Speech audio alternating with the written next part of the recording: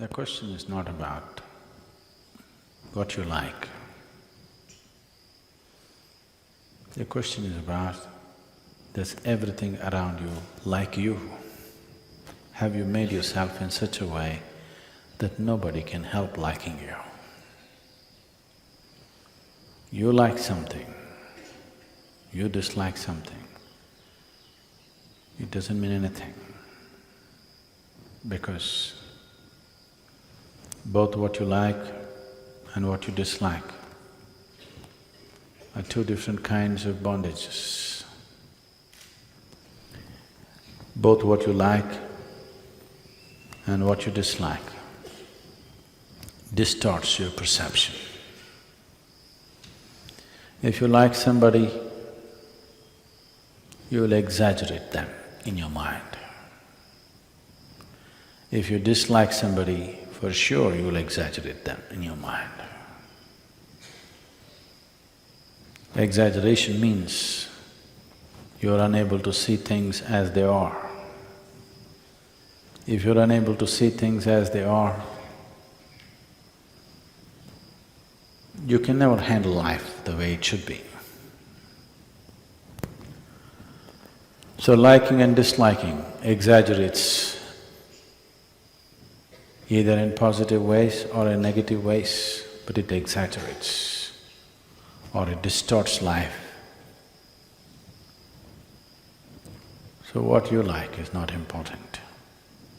Have you made yourself in such a way, not just people, just everything likes you. Every creature around you likes your presence.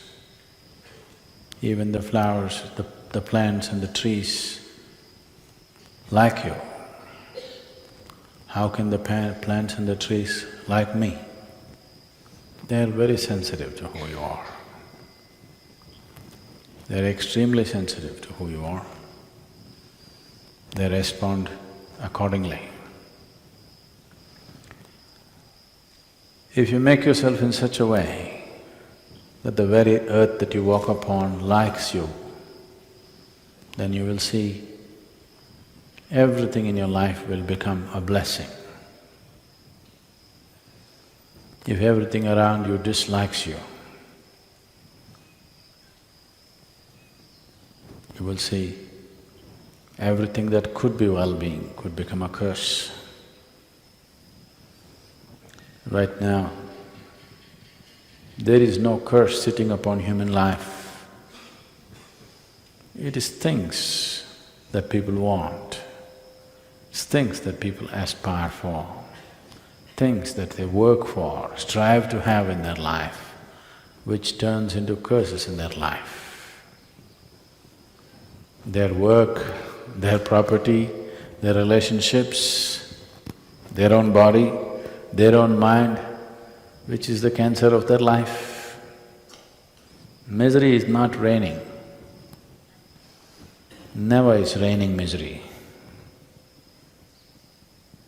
It's just that things that you like have become source of misery. If you strive to make yourself in such a way, you cannot be helped. Nobody can help liking you. Life will blossom better. Everything will yield their best to you, not their worst. But if you go by what you like, not always life will yield its best. You may have everything and still have nothing.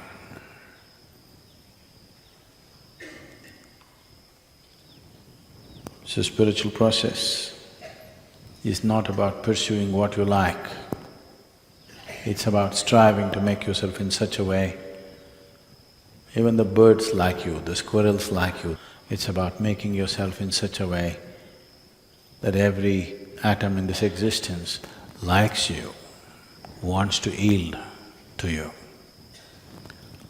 If existence does not yield to you, you do what you want, nothing will work in real sense.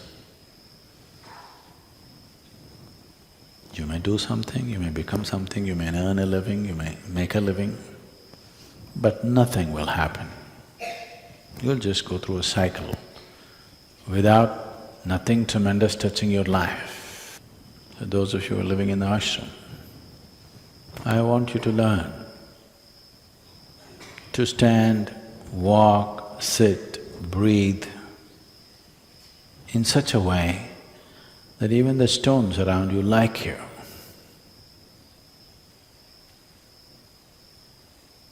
How do I know whether they like me or not? You will know for sure. If you're sensitive about being like that, you will also know, you will also be sensitive enough to know that. If you are never sensitive about these aspects, you will not have the sensitivity to know. Otherwise, distinctly, you will know. Do not become in such a way, everything has to be shouted into your ears. You must become in such a way, if you look at somebody before they speak, you know. For this, you need a certain sense of receptivity. Receptivity will not happen to you if you're too full of yourself. The less you are, the more you receive. The more you are, less you receive. If you're too full of yourself, nothing bigger than your nonsense will happen to you. If there's no such thing as myself, you simply sit here, the whole existence will dance within you. You will become an instrument of the Creator. Otherwise, you will be a bundle of thoughts, emotions, prejudices and rubbish. This is the choice every human being has. Either to exist here as a limb of the Creator, as a Ishanga, we're calling them these days, or to exist here as a bundle of thoughts, emotions and nonsense that you have gathered. This choice is available to us every moment of our life, continuously choosing to be like that. If this striving is there, it will deliver you to a different place of gracefulness, where every stone, every pebble, every rock, every tree, every atom in the existence speaks to you in a language that you can know. Otherwise, you are alone in this vast existence, feeling constantly insecure, unstable, psychologically challenged. It's a choice. It is not a gift, it is a choice. One makes the right choice, right things will happen. One makes the wrong choice, wrong things will happen. It's a very fair and just existence, I want you to know. It doesn't spare anybody. It doesn't spare anybody. It's not like a social structure that some people can get away with wrong things. In this existence, it doesn't spare anybody. It doesn't matter who you are. If you jump off the roof, the earth will break your leg. Yes? Raja, Ranka, Fakir, everybody. Nobody is spared. Doesn't matter who you are, no exemptions. And nobody is barred. Anybody who is willing, for everybody the possibility is open. For everybody, the stick is also there. You make the right choices, everything is open.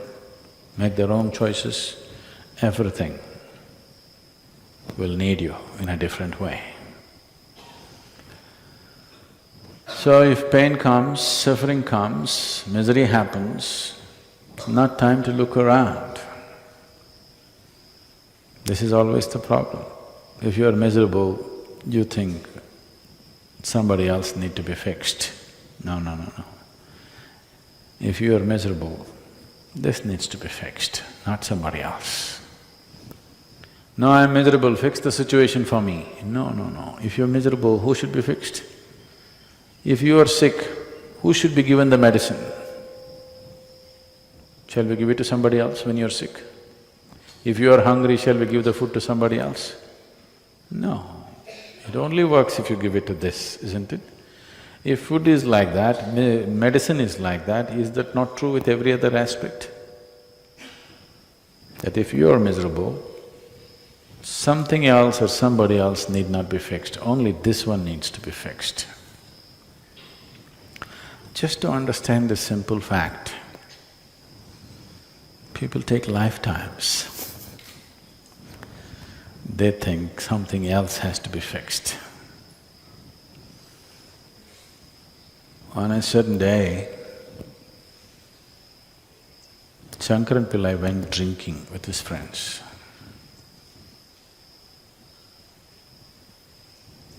Yogis and drunkards both are timeless, you know.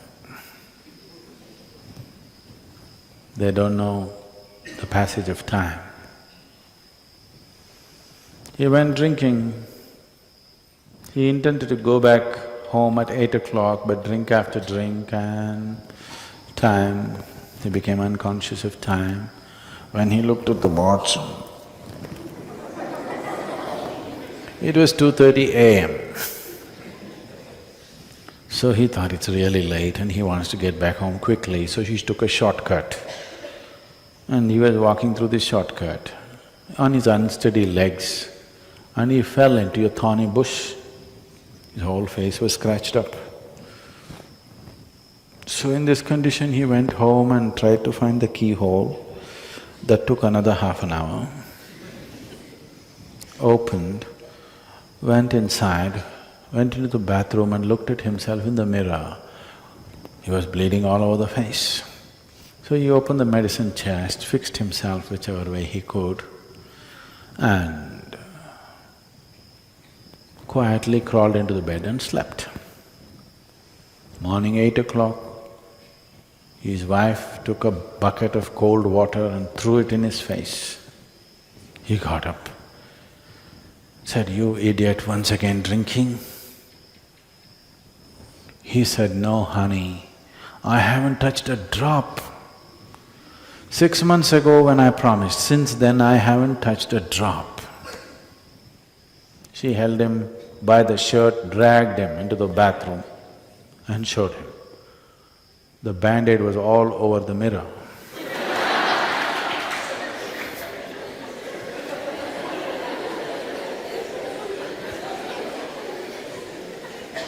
Doesn't work like that. Only somebody who is completely unconscious will do such things. If it's hurting here, you will fix it there, because you're completely unconscious or inebriated. So whenever you're miserable, you want to fix that one and that one and that one. No, no, no, this one needs to be fixed. If you put band-aid on the mirror, it doesn't heal your wounds. You have to attend to the wound. And both your miseries and joys are caused from inside, so it needs to be attended here, not somewhere else. The sooner you learn this, the more graceful and wonderful your life will become. Karpuragauram karunavataram samsarasaram bhujagendraharam sada vasantam